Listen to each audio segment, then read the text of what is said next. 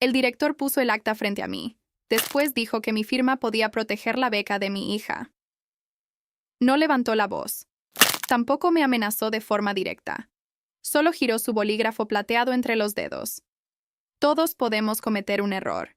Elena, dijo. Lo importante es saber corregirlo. Miré la hoja otra vez. Mi nombre aparecía debajo de una calificación que yo nunca había colocado. El estudiante había obtenido 12 puntos. El acta decía 18. No era un error de escritura. Yo había visto otros cambios durante las últimas semanas. El director sabía que yo los había descubierto. También sabía que mi hija podía perderlo todo. Trabajo como profesora de lengua desde hace 16 años. Durante los últimos 6 enseñé en el Colegio Valle Alto. Era uno de los colegios privados más prestigiosos de la ciudad. Sus pasillos tenían paredes de madera oscura. Las fotografías de promociones antiguas cubrían la entrada principal. Las familias esperaban meses para conseguir una vacante. Yo nunca habría podido pagar una mensualidad allí. Mi hija Sara estudiaba gracias a una beca completa. La consiguió cuando tenía 12 años. Ganó un concurso de escritura organizado por el colegio. Su ensayo hablaba sobre mi padre y su pequeña imprenta. Sara escribió que las palabras podían abrir puertas que el dinero mantenía cerradas. El jurado quedó impresionado. 3 semanas después, el colegio le ofreció la beca. Un año más tarde, me contrataron como profesora. Durante mucho tiempo pensé que ambas cosas habían ocurrido por mérito. Esa idea me ayudaba a soportar las jornadas largas. Yo llegaba antes de las 7 de la mañana. Sara entraba conmigo y esperaba en la biblioteca. Mientras ella adelantaba tareas, yo preparaba mis clases. Siempre llevaba un cuaderno azul, un bolígrafo rojo y un termo de café. El cuaderno azul contenía observaciones sobre mis estudiantes. No anotaba solo sus calificaciones, también registraba dificultades, progresos y formas de expresión. Conocía la manera de escribir de casi todos. Sabía quién repetía ciertas palabras. Sabía quién organizaba mal sus ideas. También sabía cuándo un texto no pertenecía realmente a un estudiante. Por eso me sorprendió el ensayo de Tomás Rivas. Tomás era un joven educado, pero poco constante. Entregaba trabajos incompletos. Usaba frases muy simples. En el examen final escribió un ensayo impecable. El vocabulario era preciso. La estructura parecía preparada por un adulto. Yo le pedí que explicara uno de los argumentos. Tomás miró la hoja durante varios segundos. No recuerdo bien esa parte, profesora. Le hice otra pregunta. Tampoco pudo responder. No quise acusarlo sin pruebas. Revisé el examen con cuidado. En la esquina superior había una pequeña etiqueta verde. Pensé que pertenecía al archivo administrativo. Le puse 12 puntos. Después anoté la observación en mi cuaderno azul. 2 días más tarde, revisé las calificaciones del sistema. Tomás aparecía con 18. Supuse que había cometido un error al registrar la nota. Abrí mi cuaderno. Allí estaba el 12, escrito con tinta roja. Busqué el examen físico en la carpeta del curso. La calificación también había cambiado. Alguien había escrito 18 sobre mi número original. La corrección tenía una firma parecida a la mía. No era idéntica, pero podía engañar a cualquiera. Llevé el examen a la oficina académica. La encargada del archivo, Claudia, revisó el documento. Después bajó la voz. Tal vez hubo una reconsideración. Nadie me pidió reconsiderar la nota. Claudia cerró la carpeta. Habla con el director. Su expresión me dejó inquieta. No parecía sorprendida.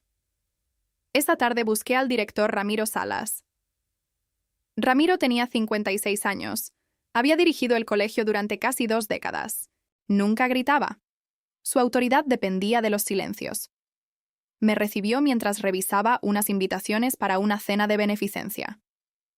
Elena, algunas calificaciones pasan por un proceso especial. ¿Qué clase de proceso?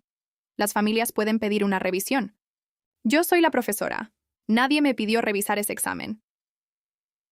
Ramiro dejó las invitaciones sobre la mesa. Un examen no siempre refleja el potencial de un alumno. Entonces debieron hablar conmigo. Tomás atraviesa mucha presión familiar. No respondió mi pregunta. Yo tampoco insistí lo suficiente. Ese fue mi primer error. Salí de la oficina convencida de que podía tratarse de un caso aislado. Necesitaba creerlo. La beca de Sara dependía del colegio. Mi salario también. Una semana después, Aparecieron otras etiquetas verdes. Estaban pegadas en 3 carpetas de diferentes cursos. Los estudiantes pertenecían a familias conocidas dentro del colegio. Una familia había financiado el nuevo laboratorio. Otra había pagado la remodelación del auditorio.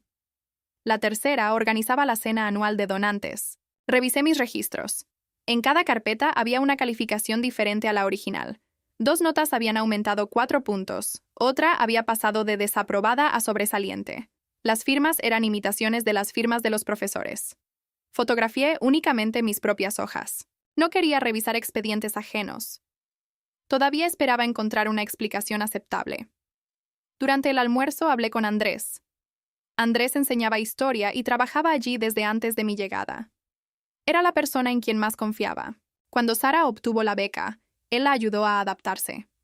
También me prestó dinero cuando tuve que reparar mi auto. Le mostré las fotografías. Andrés dejó de comer. ¿Dónde encontraste esto? En mis carpetas. ¿Alguien te vio?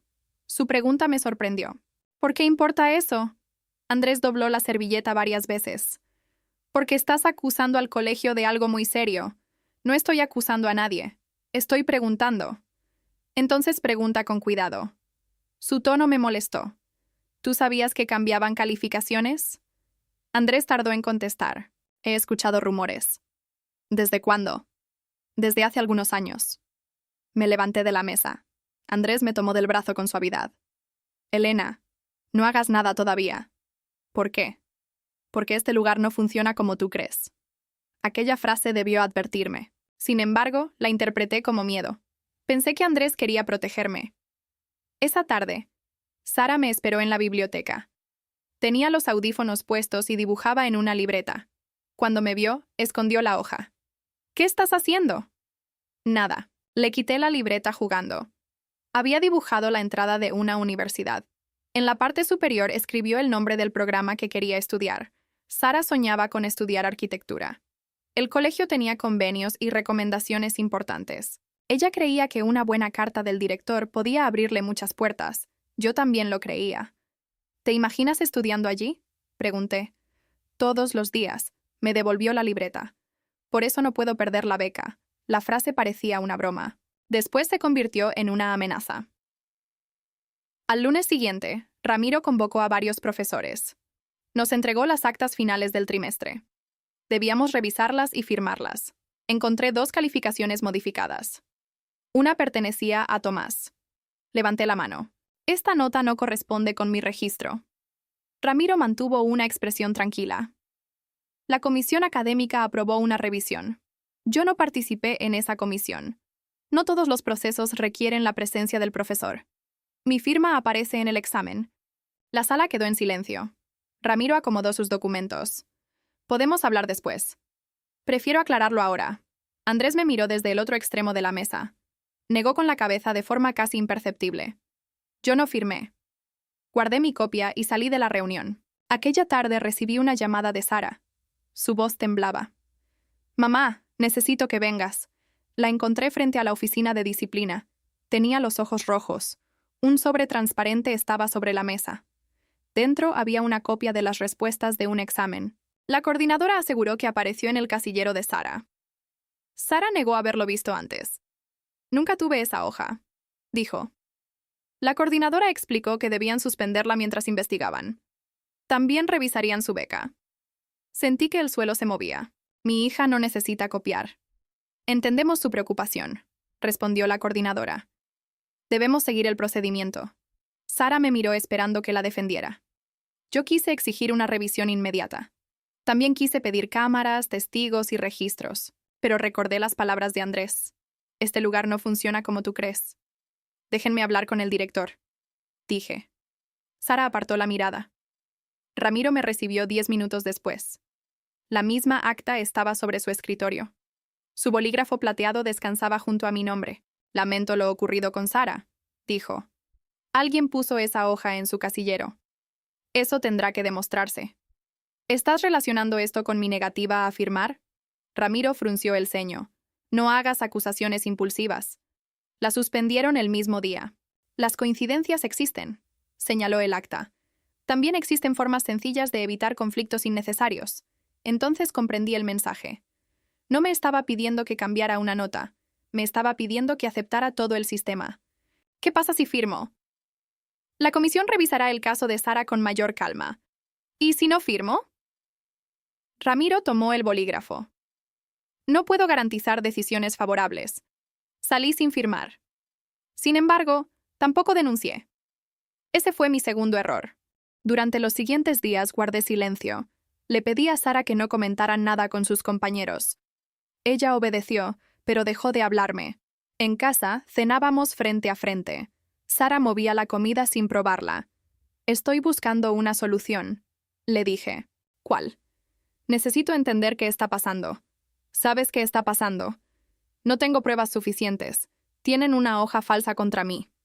Precisamente por eso debo ser cuidadosa. Sara dejó el tenedor. Tú siempre dices que las palabras importan. ¿Importan? Entonces di que están mintiendo. No supe qué responder. Sara se levantó y cerró la puerta de su habitación. Al día siguiente busqué a Andrés. Le conté lo ocurrido. Andrés se pasó ambas manos por el rostro. No pensé que llegarían tan lejos. Entonces, ¿sabes quién lo hizo? No. Pero ¿sabes por qué? Andrés miró hacia la puerta. Las etiquetas verdes identifican expedientes sensibles. ¿Sensibles para quién? Para la administración.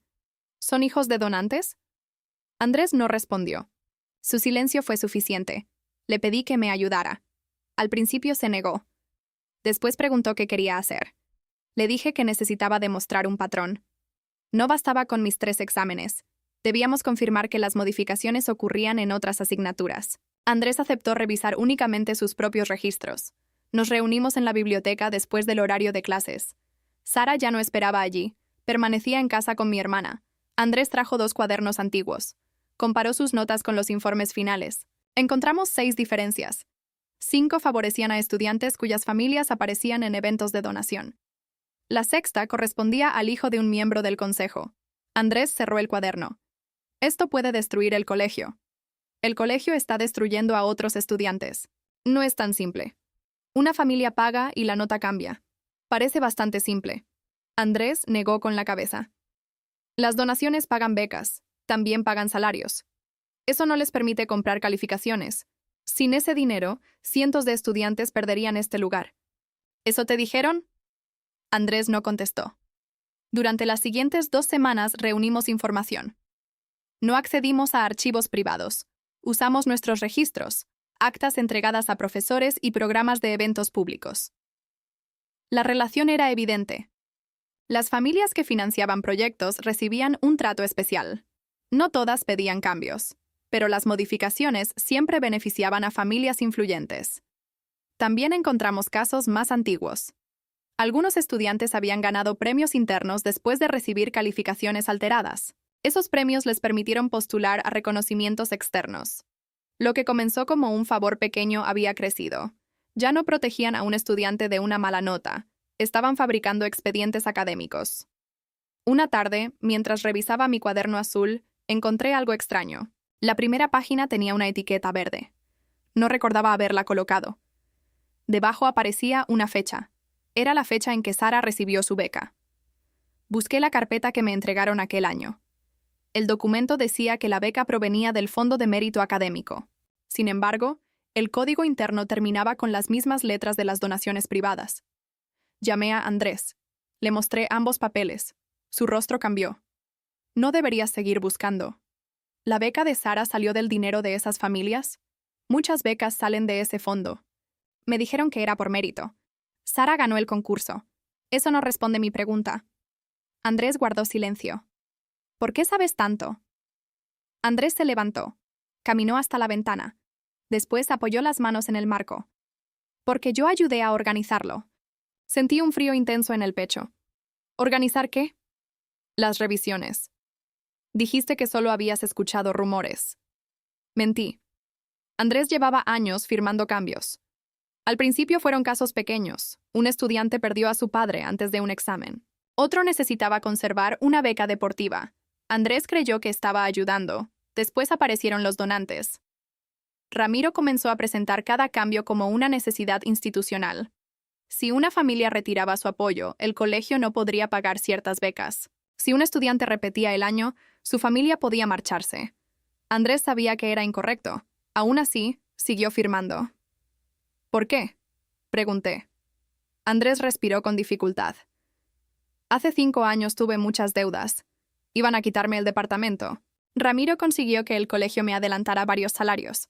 También convenció al consejo para que no me despidieran. ¿Y desde entonces haces lo que te pide?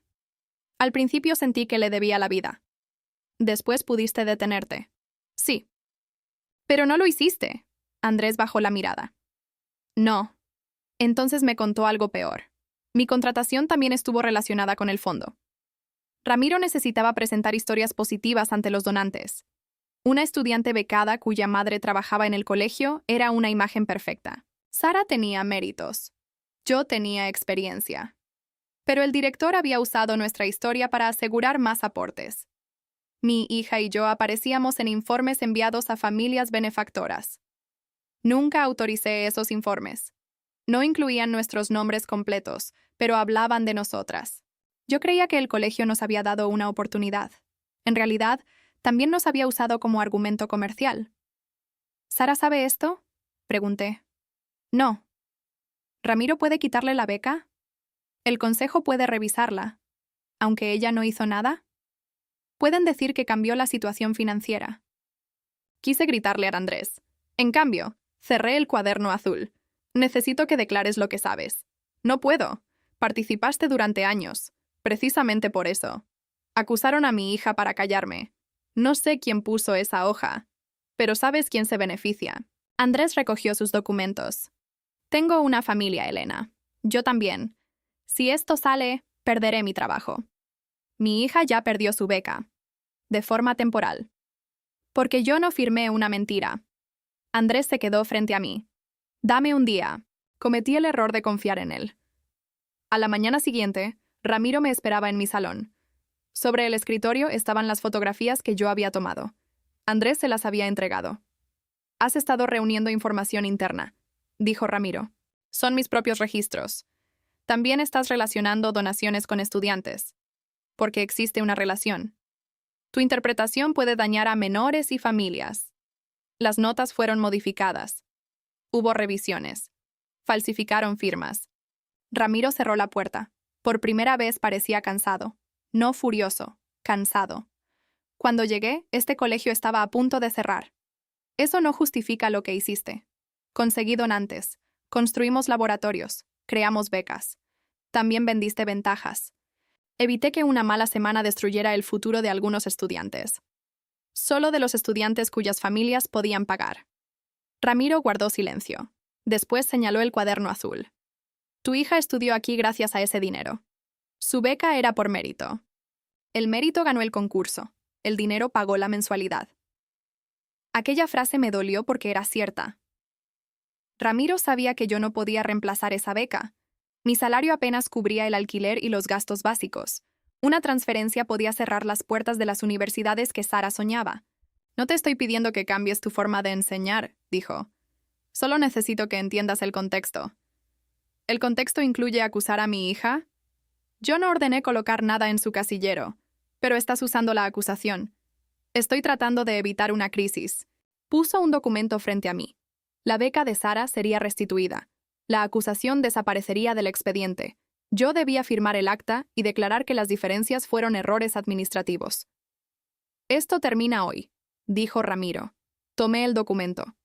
Pensé en Sara dibujando la universidad. Pensé en las familias que dependían de las becas.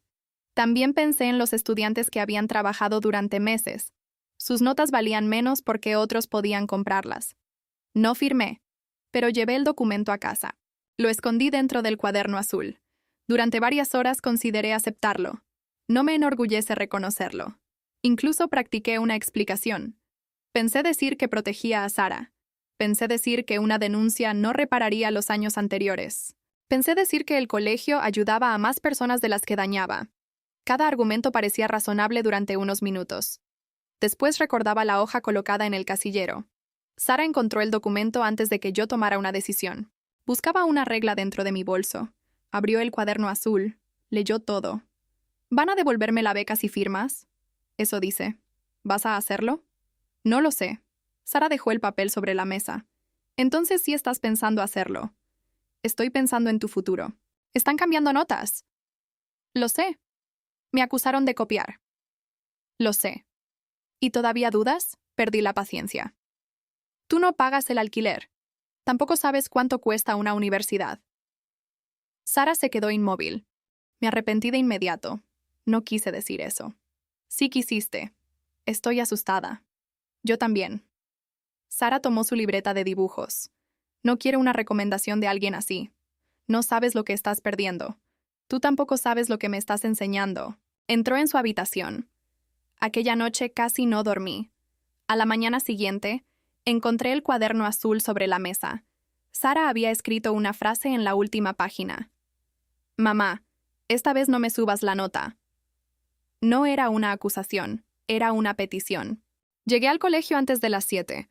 Andrés estaba esperando junto a mi salón. Parecía no haber dormido. Lo siento, dijo.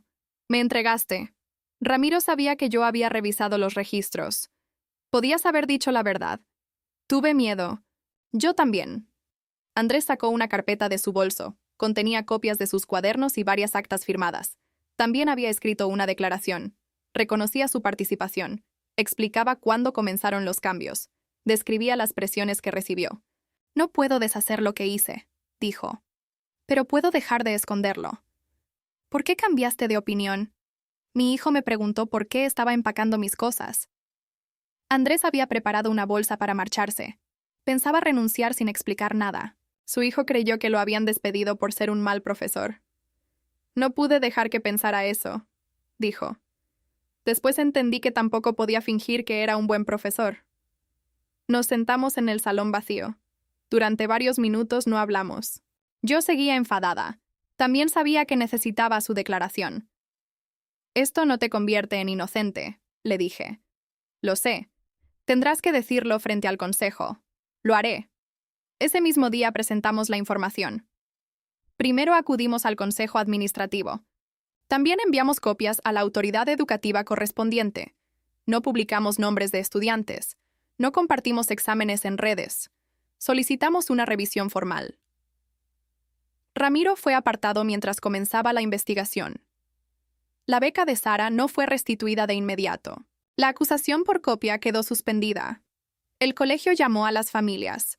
Los rumores comenzaron antes de que terminara la semana. Algunos padres nos apoyaron. Otros dijeron que queríamos destruir la institución. Una madre me llamó desagradecida. Recordó que mi hija había estudiado gratis. Un padre aseguró que las revisiones eran normales. Varios profesores evitaron hablarme. Temían perder sus empleos. No podía culparlos por completo. Yo también había tardado en actuar por miedo. La investigación duró 4 meses. Confirmó modificaciones en 23 expedientes. No todas podían relacionarse directamente con donaciones. En varios casos faltaban documentos. En otros, los profesores habían firmado por presión. Algunas calificaciones fueron corregidas. Otras quedaron sin cambios porque los estudiantes ya se habían graduado.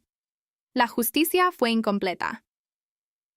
Ramiro renunció antes de que terminara la revisión. No fue arrestado. Tampoco perdió todo. El consejo reconoció que el sistema había operado durante años. Sin embargo, varios miembros afirmaron que desconocían su verdadero alcance. Ramiro publicó una carta dirigida a la comunidad. Aceptó haber permitido revisiones inadecuadas. También defendió su intención de proteger al colegio. Nunca mencionó a Sara. Andrés declaró ante la comisión. Perdió su cargo. Durante meses no consiguió otro puesto. Algunas personas lo consideraban valiente. Otras lo veían como alguien que habló cuando ya no pudo esconderse. Yo compartía ambas opiniones. Nuestra amistad no volvió a ser la misma. Todavía hablamos algunas veces. No lo perdoné por completo. Tampoco puedo negar que su declaración permitió demostrar el patrón. Mi contrato no fue renovado. La razón oficial fue la ruptura de confianza institucional. También cuestionaron la forma en que guardé algunos documentos. Yo había actuado con miedo y sin asesoramiento. Cometí errores. No seguí el procedimiento desde el principio. No denuncié cuando descubrí el primer cambio. Esperé hasta que atacaron a mi hija. Ese hecho todavía me incomoda. Tal vez habría seguido dudando si Sara no hubiera perdido la beca. Eso significa que mi decisión también nació de un interés personal. El colegio mantuvo sus puertas abiertas. Sin embargo, perdió varias donaciones. El programa de becas fue reducido durante el siguiente año. 3 familias tuvieron que cambiar a sus hijos de escuela. Cuando lo supe, sentí culpa. Ramiro había utilizado ese miedo para justificarlo todo. Ahora parte de ese miedo se había convertido en realidad. Sara fue declarada inocente. El colegio reconoció que no existían pruebas confiables contra ella. Le ofrecieron recuperar la beca. También prometieron mantener su expediente limpio. Sara rechazó la oferta. Yo intenté convencerla de regresar. No quiero volver, dijo. Es una oportunidad importante. También era una jaula. Sara terminó el año en un colegio público cercano. No tenía laboratorios nuevos. Tampoco tenía convenios internacionales. Durante los primeros meses estuvo enfadada. Me culpaba por haber tardado demasiado. También me culpaba por haber considerado el acuerdo. Tenía razón. Nuestra relación necesitó tiempo. Yo comencé a dar clases nocturnas en un centro comunitario. Ganaba menos dinero. Vendí el auto y empecé a usar autobús. Sara dejó de hablar de la universidad durante una temporada. Pensé que había renunciado. Un domingo encontré varios planos sobre la mesa.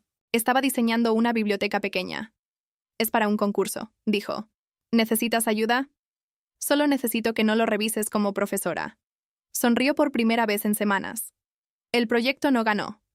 Sara quedó entre los finalistas. Esa vez nadie pudo modificar el resultado. Yo sentí una mezcla extraña de orgullo y alivio. Meses después, recibí una carta de una antigua estudiante. Se llamaba Paula. Había perdido un premio frente a una compañera con notas modificadas. Paula escribió que durante años creyó que no era suficientemente buena. La investigación no podía devolverle aquella oportunidad.